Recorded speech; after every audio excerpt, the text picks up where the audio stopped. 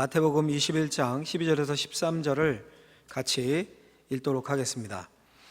예수께서 성전에 들어가사 성전 안에서 매매하는 모든 사람들을 내쫓으시며 돈 바꾸는 사람들의 상과 비둘기 파는 사람들의 의자를 둘러 엎으시고 그들에게 이르시되 기록된 바 내 집은 기도하는 집이라 일컬음을 받으리라 하였거늘 너희는 강도의 소굴을 만드는도다 하시니라. 아멘. 기도하겠습니다. 하나님 아버지, 우리를 부르셔서 주 앞에 나와 예배하며 주의 말씀 앞에 세우심을 감사합니다. 성령께서 역사하셔서 말씀 듣다 깨달음이 오고, 말씀 듣다 병이 낫고, 말씀 듣다 인생의 방향 결정하고, 말씀 듣다 삶의 변화가 되는 놀라운 역사가 있게 하여 주옵소서. 예수님의 이름으로 기도하옵나이다. 아멘. 오늘은 종려주일의 교훈이라는 제목으로 하나님 말씀을 선포하고자 합니다. 그림을 한 장 보여주시면, 이 옛날 그림이죠. 굉장히 옛날 그림인데 박물관에 가면 이런 거 보잖아요. 원행을묘정리의궤라는 이름으로 불립니다. 의궤는 이제 옛날에 국가의 이제 주요 행사를 치르고 난 후에 그 행사의 내용이라든가 경과라든가 대책이라든가 이런 걸 자세히 기록해서 전해놓은 그런 책입니다. 저 그림은 조선 최고의 화가라고 불렸던 김홍도가 직간접적으로 관여해서 그린 그림입니다. 한마디로 하면 뭐 하는 겁니까? 저게 왕의 행차를 지금 그려놓은 거죠. 저 그림을 현대 실사판으로 보여드리면, 한번 사진 보여주시겠습니까? 정조대왕이라고 되어 있죠. 2023년에 행했던 행사인데 매년 행해진다고 그래요. 저렇게 수행원들과 함께 왕이 쫙 행차를 하면 당연히 백성들이 옆에 도열해서 왕의 행차에 때로는 환호하며 때로는 머리를 조아리며 맞이했겠죠. 자, 그런데 중요한 건 뭡니까? 핵심은 왜 행차를 하는가 합니다. 왜? 그러니까 지금으로부터 약 230여 년 전, 정확히 1795년에 있었던 일인데요. 정조대왕이 불행하게 죽은 아버지가 사도세자였잖아요. 뒤주에 갇혀 죽은 그 사도세자의 묘를 참배하기 위해서 어머니 해경궁 홍씨와 궁을 나섰습니다. 그때가 어머니 해경궁 홍씨의 회갑이었다고 합니다. 궁을 출발해서 지금 경기도죠. 시흥 그리고 수원, 화성을 거쳐서 사도세자의 육릉까지 100리의 길을 갔습니다. 가서 8일 동안 잔치를 벌였다고 합니다. 그리고 정조가 그 모든 기록을 의궤로 만들라라고 지시해서 저런 그림과 함께 8권의 책으로 만들었습니다. 자, 여러분, 그러니까 정조대왕이 사도세자에게 참배하는 것을 통해서 뭘 보여주고 있는 겁니까? 여러 행차의 의미가 있겠지만 나는 사도세자의 아들이다. 이 메시지를 담은 거겠죠. 여러분, 오늘 우리가 종려주일로 지킵니다. 부활절 한 주 전에 예수님께서 예루살렘에 나귀를 타고 입성하신 그것을 기념하는 그 주일이 종려주일입니다. 기독교 최고의 명절 둘을 꼽으라면 하나는 부활절이고 또 하나는 성탄절이죠. 부활절 앞두고 부활을 바라보면서 40일 전부터 사순절로 우리가 거룩하게 보내고, 또 부활절 한 주 전주일을 종려주일, 오늘이에요. 종려주일로 지키고, 종려주일이 지난 한 주, 이제 내일부터는 이 한 주간을 십자가를 바라보면서 고난주간으로 예수님 생각하면서 보냅니다. 자, 여러분, 그럼 왜 종려주일이라고 이름이 붙었을까요? 종려주일, 왜 종려주일이라고 불립니까? 예수님이 유대인 최고 명절인 유월절이라는 게 유대인 최고의 명절이었습니다. 지금도 그렇습니다. 이스라엘에 가면 예루살렘에 유월절을 지키러 입성하셨을 때 사람들이 종려나무 가지를 꺾었어요. 그리고 막 흔들면서 자기의 옷을 길에 펴서 깔았습니다. 그리고 소리쳤습니다. 호산나 다윗의 자손이여, 찬송하리로다 주의 이름으로 오시는 이여, 가장 높은 곳에서 호산나, 막 환호를 했습니다. 호산나, 이 뜻은 제발 우리를 구원하소서, 이런 의미입니다. 다윗의 자손이여, 다윗은 이스라엘 최고의 왕 아닙니까? 다윗의 자손이면 왕이란 소리입니다. 그러니까 종합하면 왕이여 우리를 구원하소서, 이러면서 종려나무 가지를 흔들면서 외친 겁니다. 그 왕이신 예수님이 드디어 이스라엘의 심장부였던 성전이 있는 예루살렘 도성으로 나귀를 타고 입성 행차하십니다. 근데 그분이 정복의 왕, 힘의 왕, 무력의 왕으로 오신 게 아니라 겸손의 왕, 평화의 왕으로 오십니다. 나귀를 타고 오신 게 말이 아니라 나귀 타신 게 그 상징이죠. 자, 그런데 여러분, 그 왕의 행차보다 중요한 게 뭡니까? 왜 행차하는가 도대체? 와서 뭘 하는가? 이게 핵심이죠. 정조대왕이 저렇게 그냥 마실 나와서 한 바퀴 휙 돌고 들어간 겁니까? 그게 아니죠. 어머니 회갑에 맞춰서 아버지 사도세자의 능을 참배하고 잔치를 벌이고 자신이 사도세자와 해경공홍 씨의 아들임을 확실히 못을 박은 거죠. 이런 왕으로 예루살렘에 입성하신 예수님도 마찬가지입니다. 오셔서 하신 일이 중요해요. 하신 일이. 그 핵심은 당연히 십자가와 부활입니다. 온 인류를 구원하실 왕임을 보여주셨습니다. 근데 그 최종 목적인 십자가, 이번 주 지나고 이제 금요일에 성금요일, 그때 십자가에 못 박히잖아요. 그 십자가와 부활을 앞두고 그 중간에 하신 일도 매우 의미가 있고 중요합니다. 특별히 오늘 본문은 더 중요한데요. 왜냐하면 예수님이 나귀를 타고 오늘 입성을 하셨다고 해보세요. 나귀를 타고 입성을 하신 겁니다. 예루살렘에. 그리고 나서 바로 행하신 일이 바로 오늘 본문입니다. 뭘 하십니까? 성전에 들어가서 성전을 청결하게 하십니다. 그림을 한 장 보여주시면 이게 이제 예수님 당시의 성전의 구도입니다. 모형도를 이렇게 그려놓은 겁니다. 제일 겉이 이방인의 뜰이라고 제가 파란색으로 써놨죠. 빗금을 쫙 쳐놨습니다. 여기가 이방인의 뜰이에요. 그 다음에 이제 담을 넘어가면 빨간색으로 되어 있는 여인의 뜰이 나와요. 그리고 그 안으로 담을 넘어 또 들어가면 연두색으로 되어 있는 이스라엘 남자들의 뜰, 그리고 그 안에 이렇게 우뚝 써 있는 거 검정색으로 제가 써놨죠. 이게 성전입니다. 성전. 제사장만이 들어갈 수 있는 지성소, 성소 있는, 이렇게 엄격하게 구분이 되어 있었습니다. 이방인들은 여인의 뜰로 들어갈 수 있었을까요? 못 들어갔을까요? 못 들어갔습니다. 여인들은 이스라엘 남자의 뜰로 그 안으로 못 들어갔습니다. 이렇게 엄격하게 구분되어 있었습니다. 근데 보다시피 어디가 제일 넓습니까, 여러분? 이방인의 뜰이 제일 넓잖아요. 거기를 거쳐서 이제 안으로 들어가는 겁니다. 근데 예수님이 들어가셨을 때 이 이방인의 뜰에 큰 장이 서 있었습니다. 모든 사업상 거래가 이 이방인의 뜰에서 이루어졌습니다. 짐승을 사고 파는 수십 개의 노점상들이 쫙 깔려 있었습니다. 여러분 생각해 보세요. 예수님 당시 예배는 우리 지금 이런 예배와 달랐습니다. 짐승을 잡아 바치는 제사였습니다. 예배가. 근데 저기 멀리서 예루살렘 성전에 오는 겁니다. 1년에 한 차례 이상 6월절 이럴 때는 꼭 성전에 와서 예배를 드려야 됐습니다. 근데 그 멀리서 저기 울주에서, 대구에서 울산에 온다고 해보세요. 짐승을 끌고 오는 게 쉽습니까? 어렵잖아요. 오다가 흠이 나고 짐승이 다치고 그런 제물로 쓸 수가 없습니다. 흠이 없어야 되니까. 그러니 몸만 오는 거예요. 몸만 와서 돈 주고 저기서 이제 비둘기나 양과 같은 제물을 성전에서 살 수 있게 그런 시장을 만들어 놓은 겁니다. 또 애지중지 않고 들어와도요, 그 관리자가 합격 제물을 쓸 수 있으면 도장을 안 찍어주는 거예요. 그 물건 팔으려고. 고대 역사가 요세푸스의 기록에 따르면 한 해 6월절 주간에만 25만 5천 마리의 어린 양이 거래되고 바쳐졌다고 그래요. 제물로. 엄청난 거죠. 25만 5천 마리. 그리고 환전상들도 쫙 써 있었습니다. 왜냐하면 성전에 들어갈 때 세를 내야 됐어요. 요즘식으로 하면 헌금을 꼭 내야 됐습니다. 근데 그걸 아무 돈이나 받지 않았습니다. 세겔로 환전해서 바꿔내야 했습니다. 우리가 여행 갈 때 여러분 다른 나라 돈으로 또는 달러로 환전해 가지 않습니까? 그것처럼 각 지방 또 디아스포라 유대인들이 6월절 지키러 오면 화폐를 자기가 쓰던 화폐가 아니라 성전에 헌금으로 드릴 때 세겔로 꼭 바꿔서 드려야 됐습니다. 다른 건 안 받았어요. 그리고 환전소가 이렇게 늘어서 있었습니다. 마치 공항 가면은 환전소가 쭉 있듯이요. 이 모든 사업체가 이 이방인의 뜰이 자리 잡고 있었습니다. 예수님이 어떻게 하십니까? 12절 보니까 예수께서 성전에 들어가사 성전 안에서 매매하는 모든 사람들을 내쫓으시며 돈 바꾸는 사람들의 상과 비둘기 파는 사람들의 의자를 둘러 엎으시고, 소위 다 뒤집어 엎으신 거예요. 집기를 내던지셨습니다. 환전상의 동전 세겔 땡그랑 떨어지는 소리가 들리고, 양 염소 막 울음소리, 의자 부서지고 난리가 났어요. 그리고 소리를 치셨습니다. 뭐라고 치셨습니까? 13절 말씀 같이 이 구절 읽어보겠습니다.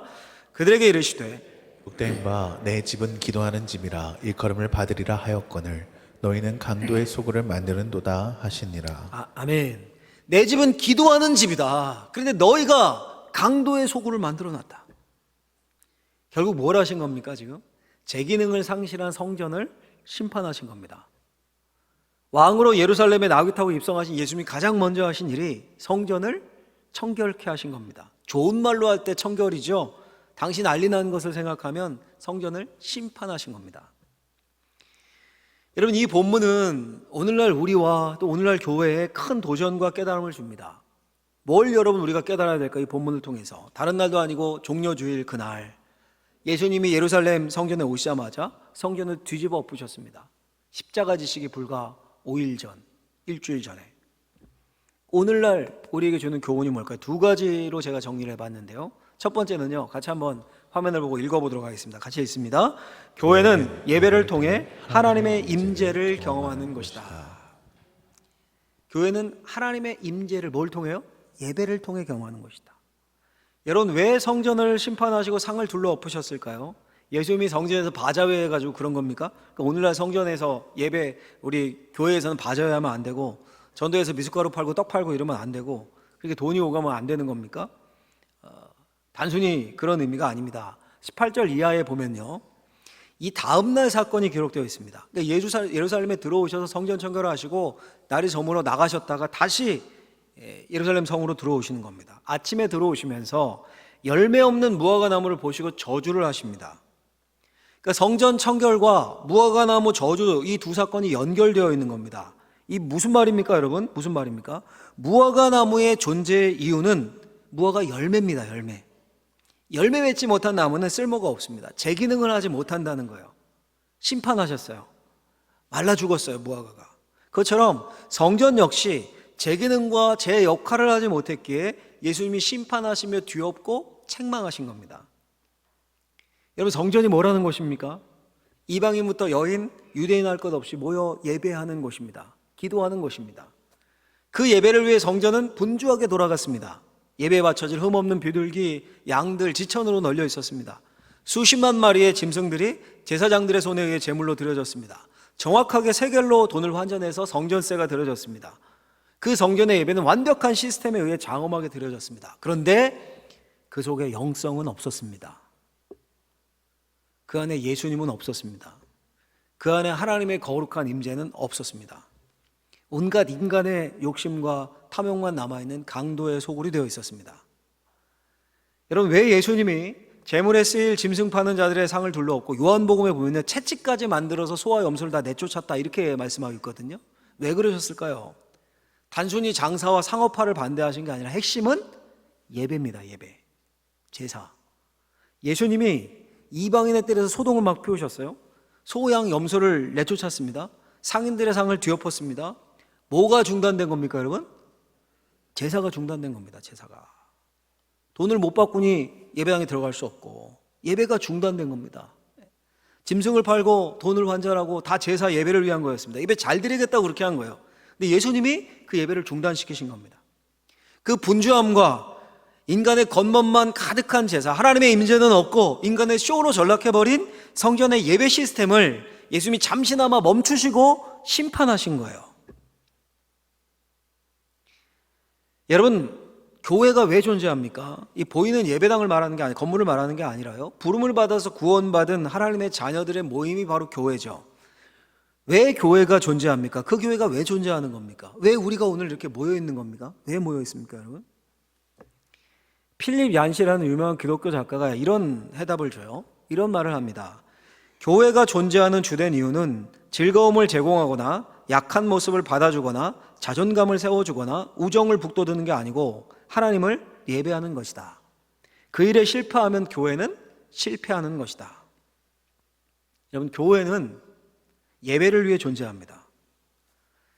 오늘 설교 준비하고 본문을 묵상하면서 오늘날 교회가 이 본문의 성전 같지 않은가, 이런 질문을 해봤습니다. 주일이 되면 많은 사람들이 많이 모였잖아요. 지금 사람들이 북적입니다.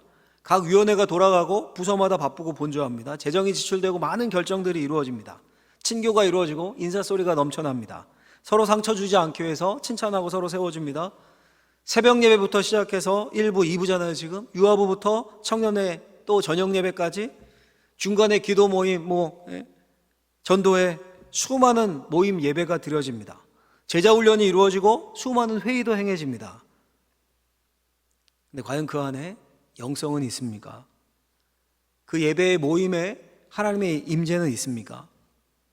마치 성전 시스템이 정교하게 제사를 위해 돌아가지만 하나님은 없었던 것처럼, 경건의 모양만 거기 있었던 것처럼 오늘날 우리의 예배가 그런 것이 아닐까, 그런 의문과 질문, 여러분들 어떻게 생각하십니까? 그리고 오늘날 예배에 대해 깊게 묵상을 해보고 생각해 봤습니다. 유명한 기독교 사상가인 덴마크의 철학자 키에르케고르라는 사람이 사람들이 교회를 극장처럼 생각하는 경향이 있다라는 표현을 썼습니다. 이 말은 교회가 극장이고요, 예배를 공연으로 대한다는 겁니다. 회중들은 이렇게 객석에 앉아 있습니다. 이 강단은 무대입니다. 목회자와 찬양팀, 이 성가대 배우입니다. 배우. 당연히 주연 배우는 목회자입니다. 배우는 모든 시선을 한 몸에 받습니다. 배우가 완벽하게 하면 감동합니다. 환호하고 감사합니다. 은혜 받았다고 합니다. 그런데 배우가 어설프면 실망합니다. 설교에 실망합니다. 찬양팀이 우리 프로답지 않으면, 우리 성가대가 삐끗하면 얼굴을 찌푸립니다. 그래서 교회는 그 무대를 완벽하게 세팅하려고 합니다. 자막, 음악, 노래, 조명, 음향 다 완벽해야 됩니다. 그리고 늘 새로움을 도입합니다. 그리고 이렇게 말합니다. 하나님께 정말 최선의 것을 드려야 된다. 틀리면 안 된다. 오차가 있으면 안 된다. 그렇게 각 분야의 최고의 전문가들이, 프로들이 모여서 예배를 준비해야 된다. 예배팀이 세팅되고 전문 연주자들이 등장합니다. 맞아요. 다 맞는 말이에요, 여러분. 좋은 겁니다. 다 맞는 겁니다. 하나님께 최고의 것을 드려야 돼요. 근데 문득 이런 생각이 들었어요. 정말 하나님을 위한 것인가? 혹시 앉아있는 관객들 때문 아닌가? 여러분, C.S. 루이스라고 불리는 금세기 유명한 사상가가 자기가 다니는 교회에 대해서 이렇게 표현한 글이 있습니다. 예배에 대해서 생각해보는 계기가 됐었는데요. 한번 들어보십시오. 이렇게 고백을 해요. 나는 그들의 찬송가가 꼭 상류 음악에 이류 가사를 붙여놓은 것 같아 못내 싫었다. 근데 점차 그 찬송가의 진가가 보였다. 허름한 고무장화를 신고 건너편 좌석에 앉은 노인 성도가 그 찬송가를 혼신의 힘을 다해 부르며 은혜 받는 것을 보면 나 자신은 그 장화를 닦아줄 자격조차 없다는 생각이 든다. 그 찬송가가 나를 자만심에서 벗어나게 한다. 여러분, 우리 교회가 꼭 잊지 않았으면 좋겠습니다. 전문 연주자의 완벽한 음악, 음향, 조명, 현대식의 세련된 설교자가 있어야 예배가 되는 것이 아닙니다. 예배는 우리의 즐거움을 위해 드리는 것이 아닙니다. 예배는 하나님께 드리는 것입니다. 그 하나님은 곡조도 안 맞는 음으로 온 힘을 다해 노래하는 할머니, 할아버지, 꼬마 아이들의 노래를 기뻐 받으십니다. 그 하나님은 전공자가 아니기에 아무리 연습해도 실수가 있고 세련되지 못한 찬양팀이 전심으로 노래하는 찬양을 부르십니다. 가끔 삑사리가 나지만, 음이탈 나지만 최선을 다해 연습하고 은혜를 사모해서 간절히 찬양한 성가대의 찬양을 받으십니다. 우리 성가대 삑사리는 잘 안 나던데요. 순수한 마음으로 어린아이들이 기뻐 외치는 성고 암송을 기쁘게 받으십니다. 여러분, 그 하나님은 성령과 진리 안에서 사모함으로 온 회중이 아멘 아멘 받는 설교 가운데 역사하시는 겁니다. 물론 여러분, 간절한 마음도 없고 사모함도 없고 심령을 다한 갈망도 없고 대충 해서 드리는 게 다 허용된다, 이런 말을 제가 드리는 게 아닙니다. 전문가들이 잘 세팅해서 최고와 최선으로 드리는 거 너무 좋은 거예요. 너무 좋은 거예요. 그런데 그런 형편이 안 돼서 아마추어들이 아무리 모여서 연습해서 해도 전문가들처럼 세련되지 못한 사람들 어설프게 드려도 상관없다는 거예요. 영과 진리로, 신령과 진정으로 드리는 예배면 족합니다. 나 뽐내려는 게 아니라요, 전문가라고 나 뽐내려는 게 아니라 하나님께 집중해서 드리는 것이면 다 오케이예요. 전문가든 비전문가든 상관없습니다. 잊지 마십시오. 사역자, 또 저 같은 설교자, 우리 찬양팀, 성가대, 음향, 조명 모두 다 부속물에 지나지 않습니다. 하나님을 만나게 해주는 통로, 보조사역, 장치일 뿐입니다. 다 같은 예배자예요. 우리가 예배에 실패하면 교회는 실패하는 겁니다. 강단에 있는 설교자와 우리 찬양팀과 성가대를 회중석에 앉아있는 여러분들이 관람하는 것이 아닙니다. 이 예배 현장에 있는 우리 모두를 하나님이 관람하고 계신 거예요. 관객은 딱 한 분, 하나님밖에 없습니다. 우리 모두가 다 통으로 예배자예요. 우리 모두가 다 방어진 제일교회라는 통으로 예배자인데, 아유, 설교가 오늘 왜 이렇게 길어? 기도가 왜 이렇게 긴 거야? 아우, 성가대 틀렸네? 오늘 솔로 처음 쓰는데? 찬양팀의 옷이 왜 저래? 아우, 다른 교회처럼 세련되지 못하네? 이게 무슨 의미가 있습니까, 여러분? 우리 모두를 다 한 묶음으로 하나님이 보시는데, 그러니까 여러분, 찬양을 부를 때도 모두가 마음을 다해, C.S. 루이스가 말했던 것처럼 마음을 다해 부르셔야 됩니다. 음이 안 맞고 틀리고 상관없이 마음을 다해 불러야 돼요. 설교를 들 때도 하나님의 말씀으로 아멘 아멘 화답하셔야 됩니다. 성가대의 찬양을 들으며 찬양팀의 찬양을 부르며 같이 하며 내가 여기 서 있는 것처럼 내가 함께하는 것처럼 여기셔야 됩니다. 그래서 우리 예배를 하나님이 받으시고 하나님이 기뻐하셔야 합니다. 여러분, 교회는 예배하기 위해 생긴 공동체임을 잊으면 안 됩니다. 여러분, 구약 성경에서요, 성막과 성전의 그 예배 규정에 관한, 제사 규정에 관한 내용을 쫙 뽑으면 거의 분량이 신약 성경과 맞먹습니다. 그만큼 중요하다는 겁니다. 예배를 통해 은혜를 체험하지 못하고, 예배를 통해 하나님의 임재를 경험하지 못하고, 예배를 통해 하나님의 말씀을 듣지 못하면 우리 영혼은 시들 수밖에 없습니다. 특별히 여러분, 오늘 우리가 주님의 만찬을 합니다. 종교개혁자들은 보이는 말씀이라고 불렀어요. 보이는 예배, 보이는 말씀. 종려주일 예수님이 입성하시고 십자가를 앞두고 한 마지막 행동이 뭡니까? 주님의 만찬이었습니다. 십자가 앞두고 주님의 만찬, 겟세마네 기도, 이게 마지막 행동이었어요. 예수님이 친히 제정해 주셨습니다. 말 그대로 주님이 벌려주신 식탁, 주님의 만찬입니다. 예수님이 우리의 왕이시며 왕이 우리에게 주시는 만찬입니다. 주님을 기억하며 주님의 임재를 경험하는 이 주님의 만찬, 보이는 말씀 예배를 통해 우리 주님을 만날 수 있는 오늘 이 예배 시간이 되시길 예수님의 이름으로 축원합니다. 두 번째로 교회는 같이 해보겠습니다. 교회는 예수 그리스도의 복음을 통해 하나님이 사람이 변화되는 곳이다. 첫 번째는 예배였죠. 두 번째는 복음을 통해 사람이 변화되는 것. 예수님이 성전을 청결케 하심으로 성전 예배 시스템을 심판하고 예배를 회복하라 하셨다 말씀드렸습니다. 그게 성전 청결 사건이 갖는 상징적인 의미입니다. 근데 단순히 이게 그 당시 그 예배 제도에 대한, 제사 제도에 대한 심판만을 의미하는 건 아니었습니다. 예수님이 성전을 심판, 청결케 하심으로써 그 예루살렘의 중심이잖아요. 그리고 그 당시 종교 모든 시스템의 중심인 성전의 멸망을 예언하고 계신 겁니다. 실제로 예수님이 이 성전이 돌 위에 돌 하나도 남지 않고 다 사라질 것이다 말씀하셨죠. 그리고 예수님의 예언 그대로 주후 70년 성전은 로마 군인들에 의해 완전히 파괴됩니다. 쑥대밭이 됩니다. 그럼 여러분, 그 파괴된 성전을 대체하는 것은 뭡니까? 성전이 파괴됐으니까 어디서 어떻게 예배할 수 있습니까? 예수님이 그 성전 시스템을 쓸어버리고 심판하시고 청결케 하셨는데 그럼 이제 예배 드리지 말라는 겁니까, 여러분? 우리 마가복음의 말씀을 한 구절 읽어볼까요? 마가복음 12장 10절 말씀 같이 한번 읽어보겠습니다. 너희가 성전에 건축자의 버린 돌이 모퉁이의 머릿돌이 되었나니 이것은 주로 말미암아 된 것이요. 아멘. 여러분, 이게 무슨 말입니까? 건축자의 버린 돌이 모퉁이의 머릿돌이 됐다. 이게 주로 말미암은 거다. 건축자의 버린 돌이 머릿돌이, 건축자의 버린 돌이 모퉁이의 머릿돌, 이게 예수님을 말하는 거죠. 그리고 이제 새로운 예배, 새로운 성전, 새로운 공동체가 생겼다는 겁니다. 하나님 나라 복음으로 묶인 공동체, 바로 오늘날의 교회입니다. 한 사람 한 사람 예수 그리스도를 믿고 성령님의 인도하심을 받는 사람들의 모임, 그런 공동체, 예수를 왕으로 고백하는 사람들의 모임, 바로 신약의 교회, 저와 여러분들이에요. 사도행전부터 시작되는. 여러분, 우리가 모여드리는 예배가 성전을 대체하고 제사 제도를 대체함을 말씀하고 계신 겁니다. 그럼 그 새로운 예배 공동체를 묶어주는 핵심이 뭡니까? 예수 그리스도예요. 예수 그리스도의 복음입니다.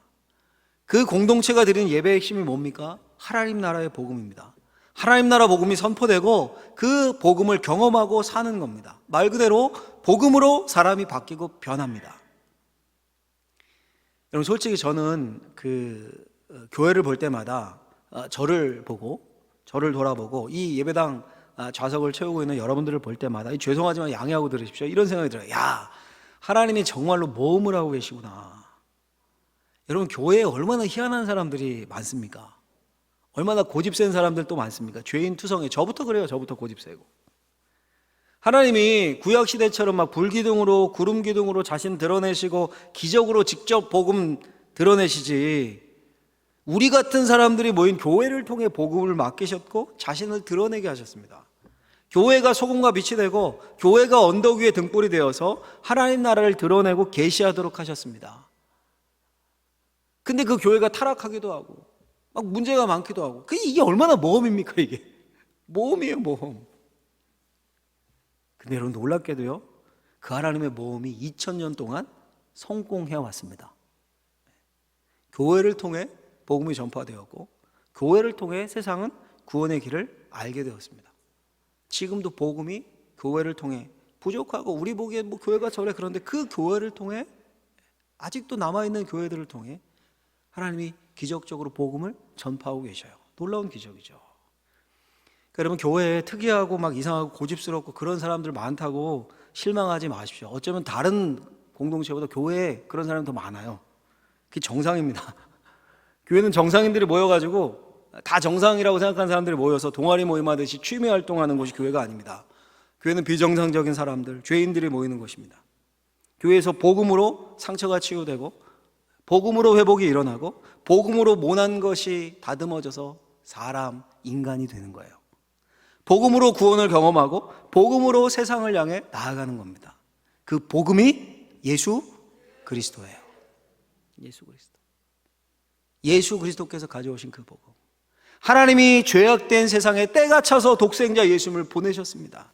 그분이 하나님의 나라를 가져오셨어요, 이 땅에. 그분이 죄인인 우리를 사랑하셔서 죽으시고 부활하셔서 그 나라의 백성이 될 길을 여셨습니다. 하나님과의 관계를 회복시키셨어요. 이제 회개하고 그분을 구주로 고백하며 믿으면 우리는 하나님의 자녀가 됩니다. 그리고 그분이 하나님 보좌 우편에 앉아 계시다가 반드시 다시 오십니다. 이것이 하나님 나라의 복음, 하나님의 거대한 이야기예요. 이걸 우리가 받아들이는 거예요. 그러면 그 복음이 우리를 바꿉니다. 예수님을 만나면 사람이 변합니다. 교회는 그 복음을 만나는 곳입니다. 예배는 그 복음 자체이신 예수님을 대면하는 순간입니다. 여러분, 우리 예배의 핵심은 예수님입니다. 하나님 나라의 복음. 우리의 삶의 핵심도 예수님입니다. 그분이 우리의 구원자 되시고, 그분이 우리의 인생의 나침반 되시고, 그리고 그분이 우리의 인생의 영원한 소망이십니다. 그 여러분, 예수님을 삶의 구석에 두시면 안 되고요, 그분은 삶의 중심으로 모셔야 합니다. 그래야 그 예수님의 인격과 능력이 우리 안으로 스며들고 우리의 삶에 나타납니다. 오늘 그 왕이신 주님이신 예수님이 친히 제정해 주신 식탁, 주님의 만찬을 우리가 나눕니다. 호스트, 주인이신 예수님을 기념하면서 예수님을 생각합니다. 그리스도의 영인, 예수의 영인 성령께서 지금 우리와 함께하고 계십니다. 성령이 우리에게 예수님의 말씀을 전하십니다. 내가 너희를 사랑한다. 세상에 있는 자기 사람들을 끝까지 사랑하시니라. 우리 떡을 떼고 잔을 나누면서 주님이면 충분합니다. 주님이면 충분합니다. 예수님이 나의 주님이시고 예수님이 나의 왕이십니다. 고백하는 저와 여러분들이 되시기를 예수님의 이름으로 축원합니다. 기도하겠습니다. 하나님 아버지, 감사합니다. 우리의 왕이시고 우리의 주인이신 예수님, 감사와 영광 돌릴 뿐입니다. 그리고 주님이 제정하신 주님의 만찬을 우리가 받습니다. 감격과 또 주의 죽으심을 기념하고 기억하며 감사와 구원의 회복, 구원의 감격을 누리는 시간이 되게 하여 주옵소서. 예수님의 이름으로 기도합니다. 아멘.